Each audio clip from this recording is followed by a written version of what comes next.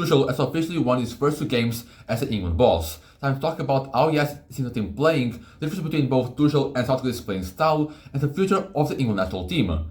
So let's talk ball.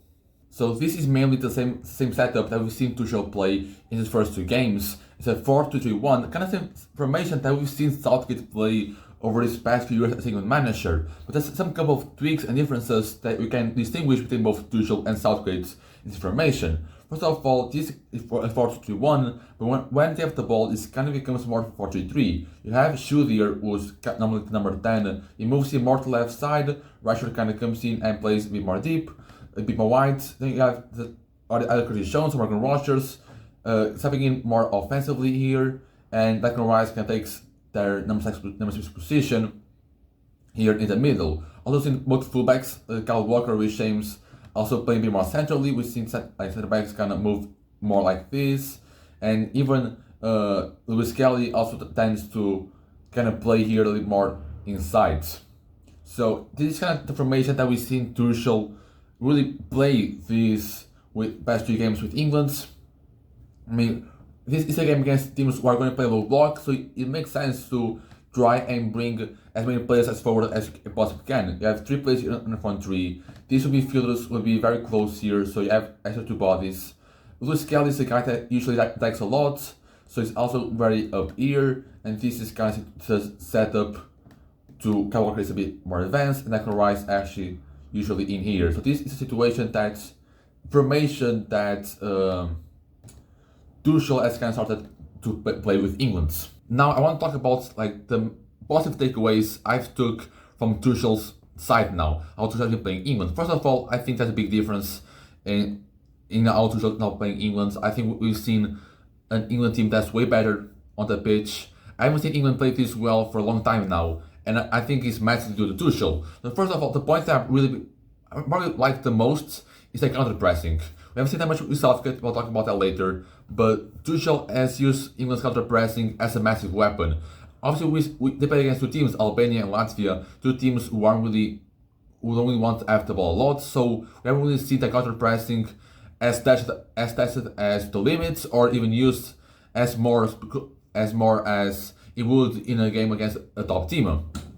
Even at the moments they had to use against Albania and Latvia, they used very well. They forced the keeper to go very long, have to go with long balls. They didn't allow any of those teams to try and make something to build up, short pass through the defense. It was amazing. And we've seen every single player, especially in the front 4, really be active with the counter pressing.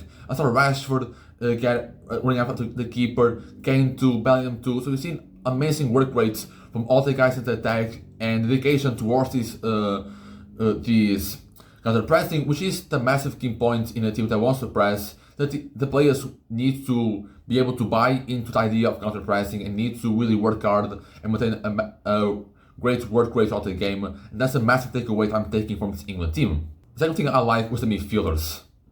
Declan Rice was obviously great as usually is. Great job acting as a sweeper behind both Curtis Jones, Morgan Rogers, and Jude Bellingham. Curtis Jones I really liked. Was a really boss-up midfielder in the first game. I really liked how he impacted the game. Was great in a final third, always making runs, and defensively was always there, helping to build up and whatsoever. And Morgan Rogers, no different type of player than Curtis Jones is.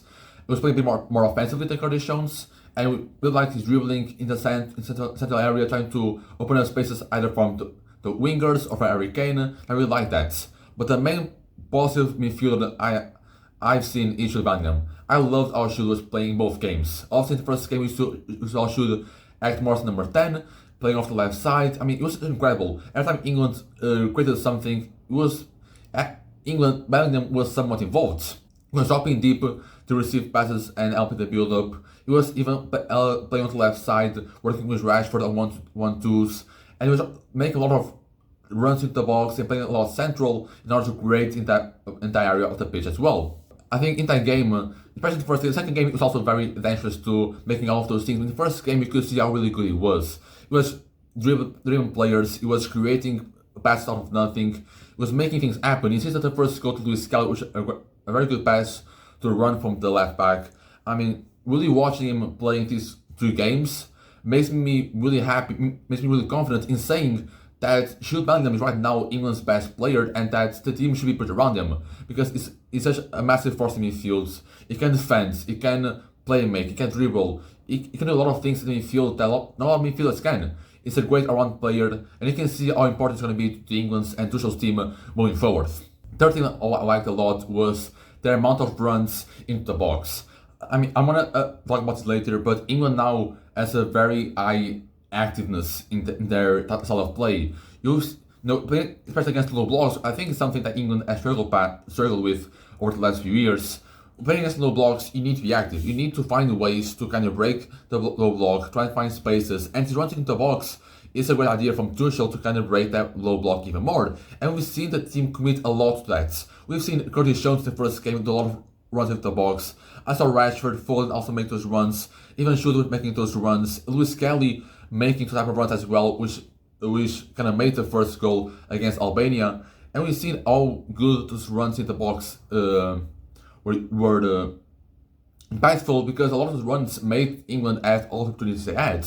And Tuchel used the best of having passes like Jude Bellingham, passes like Harry Kane, even guys like Phil Foden and Marcus Rashford who are very good when it comes to creating and playing these through passes.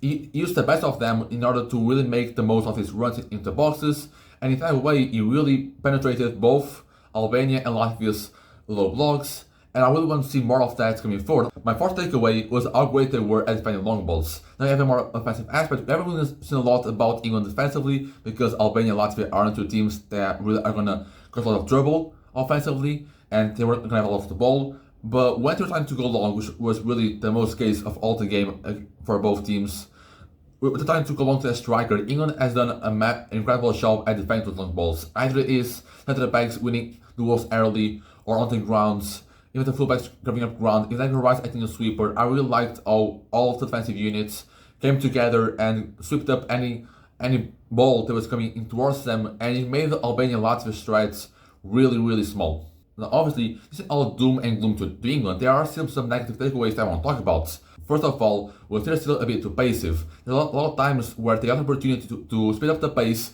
make a line breaking pass in order to really break the defense, and sometimes the midfielders were a bit too skeptic about making that pass and getting the ball up the field, and that's something that might just needs some work on, and with Tuchel, and in no time it should be fixed. My second takeaway was get the wingers more involved. We see in the first game, Rashford and Foden were really kind of non-existent in the game. They had their moments of shine, but really throughout the game, we haven't seen as much from them as the guys in the middle. And Tuchel actually talked about that after the first game. Rashford and Foden weren't playing that good. And I actually saw some improvements in the second game as he came on and scored. Both had a great impact on two. Rashford actually improved from the first game. So that's the problem that Tuchel asked him to fix it. There's still a negative takeaway for me. And my third one is really the lack of communication between the centre backs and the goalkeepers. Now, I remember in both games, there was a situation where the centre back and Pickford had a miscommunication problem, and it caused all the team to have a big opportunity. The game against Albania was Dandenborn and Pickford with a loose ball on the air, and both guys went for it and ended up in a corner, not too far away from actually making an goal. So, and second game against Latvia, I think it was Mark Gui, a trouble in, and him and Pickford had some miscommunication and led to Latvia have a big opportunity with an open goal to score, but they missed. So those are two occasions where, I mean, it happened once in a game, that's okay. It happens twice in straight games. That's something that needs to be worked on, and really Tuchel needs to fix that. Maybe that's a lack of communication, lack of chemistry between the players, because Andy Burden actually is first international cap. Maybe it's just some having to kind of learn more about having to control the balls or whatever, but that's something that England needs to actually fix. I think the main difference between Tuchel and Southgate's way of playing this England team is really the activeness. Tuchel has this England team play way more active than what Southgate had in the past couple of years and at the Euros. Defensively, you can see the counter-pressing is a big difference. England is now winning way more balls in the final third under Tuchel than what they had with Southgate. And like this lack of activeness affected England not only on the offensive side of the ball, also on the offensive parts. Against low blocks, England struggled a lot. In the Euros, you really see that difference in terms of playing against low blocks, because they really couldn't do anything. They weren't active enough. They weren't trying to make runs in the box. They weren't trying to speed up the rhythm of play. They weren't trying to do anything to break into the low blocks. They're trying to just pass the ball around the midfields, trying to break into and trying to cross the ball in the box, trying to make their way in the middle, and it wasn't helping anything. And Tuchel came in and really sorted that difference. We made the team play way more active, and that's what I think has transformed this England team from all times being a disappointment to now actually playing some good football. In the last few years, we haven't seen England play some good football in a very long time. And we've seen players like Foden, actually, Saka, Cole Palmer, like a lot of players really kind of dropping in performance on the Southgates. I really want to see how Tuchel is going to work with, especially now having Saka, Cole Palmer, Foden, Bellingham. I want to see how he's going to deal with all that offensive talent, how they're going to fit together in the team, who's going to the bench. I really want to see Tuchel handle that a different kind of way that Southgate did, because Foden is not playing well for a long time for England, and he not played well at the first game, and Tuchel was not afraid to drop him and play Jarrod Bowen in the second game. So I really want to see if he continues that, because Southgate, I don't think, wasn't trying to always bet on Phil Foden, and I think Tuchel had the opportunity to get more players involved, or get Foden in a role that can really bring the best out of him, or something. I really see how Tuchel is going to handle this, and I trust in him to handle this way differently than what Southgate has in the past few years. So finally, there's been a lot of talk about the next World Cup next year being a win or bust situation for England, because England has been trying to win a trophy internationally for a lot of years now, and it kind of begins to think that their window to win a title is going to close down soon, because we have teams like Spain and France who have a lot of talents are now becoming even better, and England don't really see their ceiling being as bad as it is right now, or at least what it was under Southgate. So it really feels like the next World Cup is a win or a bust. I don't think I really agree to that. Obviously, I think the England team is gonna be like last favorites. That makes sense in the next few years, because obviously France and Spain are going to become better. We've seen teams like Germany get better, Portugal can maybe get better too. In Brazil and Argentina are teams that you have to be careful too, because they also have amazing youth talents coming up the ranks. And looking at the situation that England has coming up, I don't think they're going to be way too much behind France and Spain, all those teams. Obviously, I think they're going to be of an advantage, because they're going to lose key players. Like, Kane's going to be gone, so defenders going to be gone, Pickford's going to be gone. So really it comes up to how England's going to play the young players, trying to develop them to become the best players they can. Because for me, I don't think England is really, like, if they don't win the next World Cup, obviously it'll be a disappointment, because this it's their prime. Like, the guys are still young. You still have Harry Kane. You know what? If you have Harry Kane for the next 2 years or the next 4 years, and you still have the young players, mostly in their prime. So I can get why a sense of win now has kind of become sort of around this England team. But I think with the generation they have Morgan Gibbs White still waiting for their call up. I actually played, so forget that. They have Ethan Wannery. Yeah, Lewis Kelly is still very young. Yeah, Leon Delap was now really, I think, established himself as a top young striker.